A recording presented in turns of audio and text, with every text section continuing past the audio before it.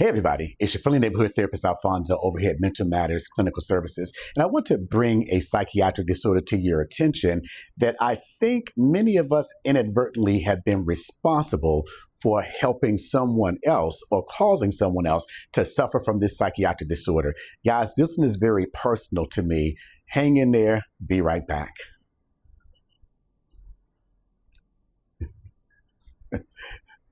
Cue the intro.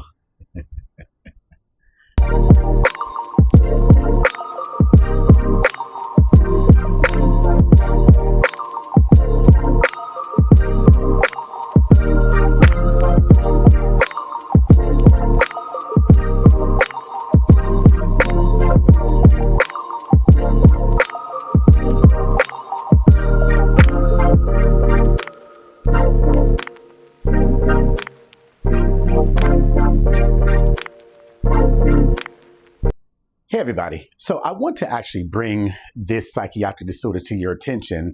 It's called body dysmorphia. Body dysmorphia is classified in the Diagnostic and Statistical Manual of Mental Disorders, or the DSM-5, under category that's called obsessive compulsive, OCD, and other related psychiatric disorders. And under this classification, you'll find OCD, hoarding, and in particular, as I said today, body dysmorphia. What is body dysmorphia?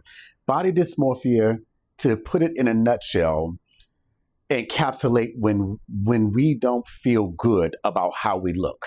We look at our skin, we look at our eyes, we look at our nose, our ears, our lips, our hair, especially for women and especially for Black women. We look at these things and we say that there is something so unacceptable about me and my present state that I have to do something to either correct it or I can't show my face in public.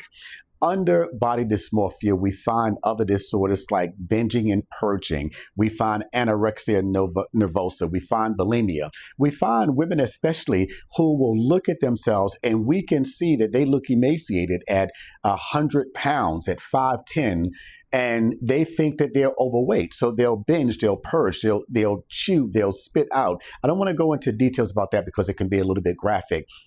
Bottom line is that when an individual doesn't feel good about how they look, they then become certified in their own minds that they don't look good to anybody else. So as I said, they'll go through or go to extreme measures to try to correct what they feel is a flaw in their body. I said in the intro that many of us may be, including myself, may be responsible for part of this. You guys know that when we're growing up, we'll tease a kid if we see a kid who's dark skinned, like in my case, I was called Spook, Midnight. I remember one day, my very good friend, he knew I was being bullied and he would champion my cause. When he and I were together, then we were really good friends. But one day he was with some of the other boys in the neighborhood, and some of these boys were bullies. And as they were walking down the street, I was standing outside of my porch, and one of the guys said, "Hey, Alfonso, you're the blackest thing I've seen since Halloween." And everybody laughed, and I focused on my friend. I thought he was my best friend, but I focused on him laughing at me. And I was maybe 10 years old, maybe 11 years old at the time. I remember what that did to me. They would make fun because my gums were dark. I remember at that time, it became crystallized in my mind that I was not good enough. I can't tell you how much I hated my dark skin. When we talk about people like Michael Jackson and ask, did he lighten himself? There's a baseball player, I won't say his name, but he is obviously lighter than he once was. We can denigrate people like that, but sometimes we don't know what it's like to be them. I sometimes talk to women, who are 40, 45 years old, and they talk about, "Mr. Lewis, I want to have a nip and a tuck. I want to have a breast lift. I want to have a BBL." Hey, if you want to do something like that because it enhances how you feel about yourself, no problem with that. But there was a time that before a person could get something like a lap band or sleeve or something like that, gastric bypass, they would have to have a psychiatric evaluation to make sure that they're having this procedure having the procedure without feeling like somehow, some way it's going to make them more acceptable, or having the procedure because they just don't like themselves based upon what somebody else said. Some years ago, a woman walked into my office, and she, if my recollection is correct, this is maybe 22, 23 years ago. And I remember I can see her, I think this is the clavicle, the collarbone. I can see her shirt, the clavicle bone or the collarbone through her shirt. She was just so small. And when I asked her what she was there for, she was telling me that she can't seem to lose weight. I don't know. I'm going to say she was maybe 100 pounds. Once again, 5'11". And she showed me pictures of herself from years ago. And there was nothing wrong with her. But over the course of therapy, she, like many others, explained how she was ridiculed as a child. Now she was unacceptable to her, so she must be unacceptable to society. When people suffer from body dysmorphia, they then suffer from another condition that's called scopophobia. Scopophobia is a condition where an individual feels like they're under the spotlight. If a woman thinks that her breasts are too big, too small, if a man thinks that his freckles cause him to stand out, then he'll do everything to avoid the spotlight. And people like that will go out of their way not to be in a public place. If they're in a public place, the thought of them going on a date or something like that can cause them to then have anxiety and even panic attacks because they're now out in public. I say once again that you and I may be the cause of somebody else having that disorder because once again, as kids, we don't know any better. I'm not talking about the children. I'm talking about adults.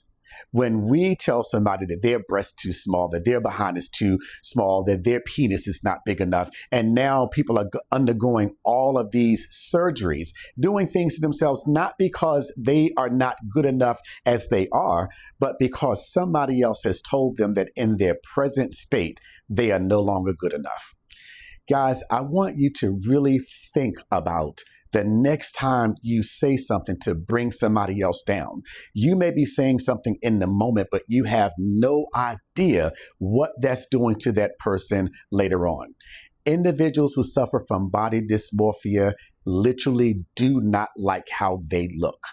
I have watched people, from celebrities to people who don't have the money to do it. They'll borrow here. They'll do whatever they need to do to get the money to get the money to have the plastic surgeries. And I look at them in their former state, then look at them in their latter state. And sometimes my heart goes out to them because I feel for them. I remember, as I said, my own good friend,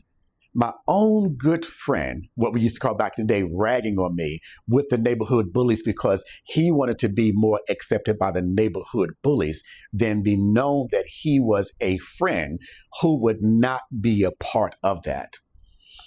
When you know that you are going through these great lengths to try to do something to your hair, your breast, your behind, your penis, your stomach, once again, let me say that there's nothing wrong with that. But ask yourself, am I doing this because on some level, I don't think I'm okay? I do need to say this too. If in fact, your body dysmorphia is because you have been around people who have made you feel badly about yourself in your present state, I would suggest this. Instead of carving up on your body, why don't you find yourself a new set of friends and associates? Make sure you have people in your life who will accept you as you are. If they cannot do that, it's not that you're not good enough for them. It's really that they don't have a place in your world. Hey, you guys know what I love to say. I really do love you. Do me a favor. Leave me a comment and let me know what you think about this content. I'm going to put a video up over here and a video up over here that talks about depression and anxiety. I want to bring these psychiatric disorders to your attention because, and please forgive me, everybody, but in the African American culture, we did not have access to this kind of information for many years. We're late to the party, as they say, but the party can't get started until we all get there. Hey, you guys have an amazing day on purpose. Don't forget, do something today on purpose to help enrich somebody else's life. I promise you, there is no feeling greater than the feeling of knowing that you have helped somebody who can't help you in return. Be blessed.